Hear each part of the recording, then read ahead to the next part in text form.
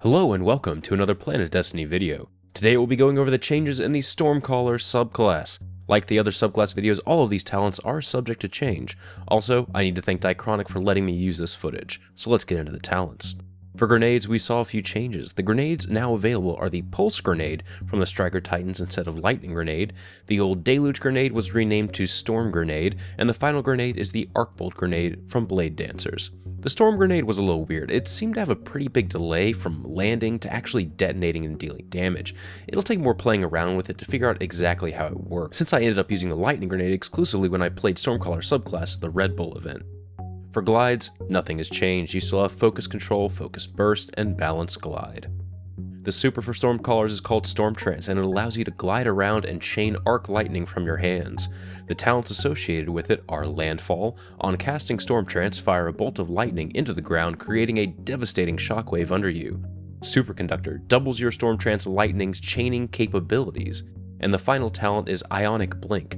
When pressing the sprint button while in the super form, you will teleport. I have experience with Landfall. At the Red Bull event and at E3, it felt like a very powerful ability that essentially turned your super into a Titan Smash upon activation. The damage wasn't that high, but it did help you if you were surrounded and wanted to pop your super. I saw Diachronic use the Ionic Blink talent, and it looks pretty interesting. For PvP, I can definitely see you using Ionic Blink just to help you close the gap between your opponents. For PvE, we'll most likely see Superconductor as your talent of choice, since chaining more damage to more enemies is always good. The Melee Thunderstrike allows you to deliver an electrocuting arc melee strike at extended range. The first talent is Chain Lightning. Your Thunderstrike chains to another nearby enemy. And the next talent is Amplitude. Your Thunderstrike has greater range. The final talent is Rising Storm. Hits with Thunderstrike charge your super, ability, and melee energy. This melee already has a pretty strong range, and at the Red Bull event I got off some pretty spectacular melees, and the fact that you can increase it even further with Amplitude makes my mind boggle. I didn't get to use the other talents, but I'm interested to see how Rising Storm fares. If it's a significant amount of charge, then I can see it being useful for both PvP and PvE. The stat talents have no change from the other two Warlock subclasses, so we'll just skip over both of those trees for now. Let's take a look at the passive talents. We have Pulse Wave. When critically wounded, trigger a Pulse Wave that boosts speed for you and your allies. Feedback. Incoming melee attacks fully recharge and intensify your Thunderstrike. Transcendence. When cast with full grenade and melee energy, Storm Trance restores your health to full and drains slower. All of these talents look interesting compared to the E3 build that had some really niche and underwhelming talents there. We saw from the strike that Pulse Wave will trigger once your shield is gone and lasts for about 9 seconds.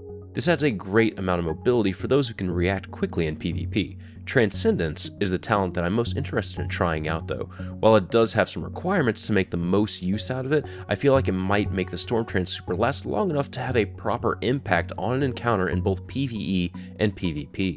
Here are the last of the passive talents.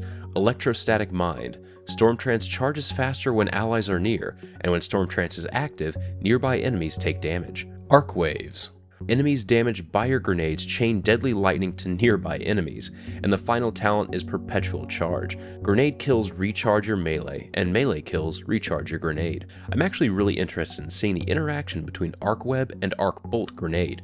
I'm wondering if that'll actually make Arc Bolt a one-shot in PvP if people are actually close to each other.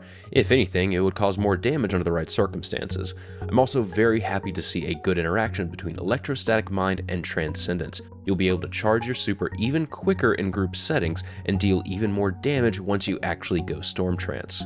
So what do you think about the subclasses now that we've seen all of these changes?